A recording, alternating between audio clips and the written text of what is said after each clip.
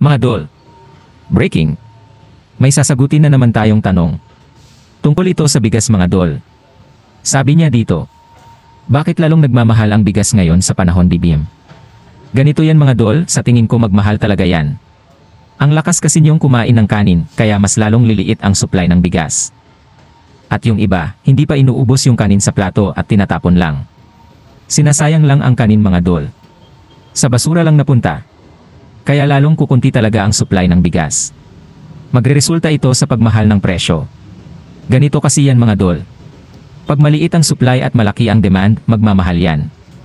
At ito naman si BBM ayaw bumili ng maraming bigas para marami ang supply. Para bang hindi niya alam na malakas talaga kumain ang Pilipino ng kanin. Parang bang hindi siya Pilipino. Hindi siya makarelate sa bituka ng Pinoy mga dol. Hala! BBM pa more, pauto pa more.